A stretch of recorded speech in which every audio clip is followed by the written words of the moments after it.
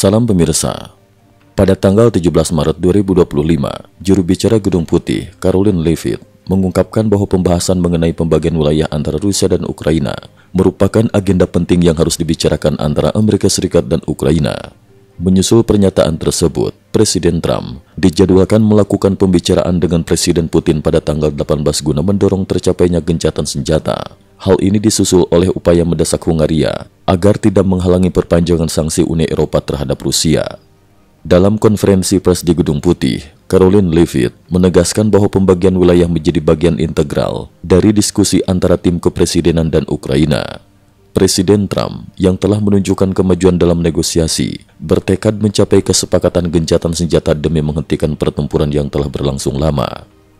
Sebelumnya, pada tanggal 16 Maret 2025 di dalam pesawat kepresidenan Air Force One, Trump menyatakan kepada wartawan pendamping bahwa telah terjadi banyak pembicaraan dengan perwakilan kedua belah pihak Rusia dan Ukraina. Kita akan melihat apakah kita dapat mengakhiri perang ini. Mungkin kita bisa, mungkin kita tidak bisa. Tetapi saya yakin peluang kita sangat besar. Kita akan membahas masalah wilayah dan juga pembagian aset, termasuk pembahasan mengenai pembangkit listrik, ujarnya. Pendekatan multi-tahap dalam penyelesaian konflik. Dalam program Facing the Nation pada tanggal 16 Maret 2025, Menteri Luar Negeri AS, Rubio, menguraikan bahwa penyelesaian konflik Rusia-Ukraina dirancang dalam dua tahap, yaitu Rencana A dan Rencana B. Rencana A bertujuan untuk segera menghentikan pertempuran, sementara Rencana B mengundang berbagai pihak ke meja perundingan untuk mencari solusi jangka panjang yang mengakomodasi kebutuhan semua pihak. Di tengah kondisi perang yang masih berlangsung, langkah tegas untuk mencapai gencatan senjata tetap menjadi prioritas utama, sejalan dengan peringatan Trump yang pernah mengancam penerapan sanksi baru jika Kremlin tidak menyetujui gencatan senjata. Pandangan Rusia dan pernyataan dari Prancis. Menanggapi perkembangan tersebut, Wakil Menteri Luar Negeri Rusia, Alexander Grushko, pada tanggal 17 Maret 2025, menyampaikan kepada media bahwa kesepakatan damai harus memastikan Ukraina tidak bergabung dengan NATO. Menurutnya, kehadiran pasukan NATO, baik atas nama Uni Eropa, NATO secara individual, maupun negara lain, akan dianggap sebagai keterlibatan langsung dalam konflik.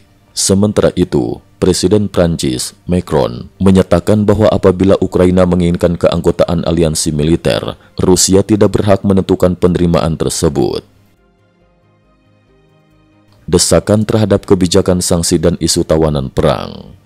Dalam perkembangan lain, Rubio menghubungi Menteri Luar Negeri Hungaria, Peter Szijjártó, mendesak agar Hungaria tidak mengacaukan kebijakan perpanjangan sanksi Uni Eropa terhadap Rusia. Keengganan Perdana Menteri Hungaria, Viktor Orbán, untuk mendukung perpanjangan sanksi akhirnya membuat Hungaria kehilangan hak vetonya. Sumber intelijen Amerika mengungkapkan bahwa melalui penyadapan komunikasi antara Rusia dan Korea Utara, kedua negara tengah membahas nasib tawanan perang di wilayah Kursk. Kim Jong-un dilaporkan meminta agar tawanan tidak dibawa ke Korea Selatan. Informasi ini dinilai memiliki nilai tinggi, mengingat sejak tahun lalu pihak Amerika telah mempertimbangkan untuk mengirim tawanan tersebut ke Amerika demi mendapatkan informasi tentang kondisi militer Korea Utara dan Rusia. Kementerian Luar Negeri Korea Selatan juga aktif dalam isu ini. Pada tanggal 17 Maret 2025, Menteri Luar Negeri Korea, Cho Tae-yul, melakukan pembicaraan telepon dengan Menteri Luar Negeri Ukraina Sybiha guna membahas bantuan untuk mencapai gencatan senjata dan isu tawanan perang di Korea Utara. Cho Tae-yul menegaskan bahwa Korea Selatan bersedia menerima tentara Korea Utara yang ingin menuju negara tersebut dengan harapan dukungan serupa diberikan oleh pemerintah Ukraina. Aktivitas militer dan taktik serangan. Di medan pertempuran, situasi semakin dinamis. Markas Besar Taktis Ukraina mengonfirmasi melalui media sosial pada tanggal 16 Maret 2025 bahwa pasukan Ukraina telah sepenuhnya mundur dari wilayah Suja di Oblast Kursk, Rusia.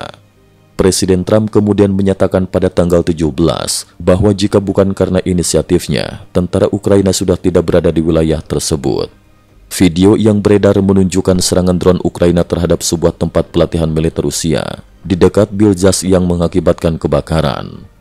Selain itu, Presiden Zelensky mengumumkan melalui media sosial bahwa Ukraina telah melakukan uji coba rudal jarak jauh baru, Long Neptune. Dengan jangkauan hingga 1000 km, mencakup ibu kota Rusia, Moskow. Rudal ini dilaporkan telah digunakan dalam serangan terhadap fasilitas minyak di wilayah selatan Rusia. Menurut laporan Military News, senjata tersebut merupakan modifikasi dari rudal jelajah anti kapal yang sebelumnya hanya memiliki jangkauan sekitar 350 km. Namun kini jangkauannya meningkat signifikan dengan bantuan informasi posisi satelit untuk serangan presisi. Cukup sekian dulu, terima kasih atas perhatiannya.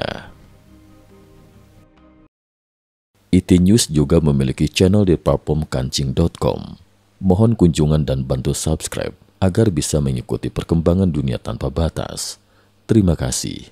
Link kancing ada di dalam description.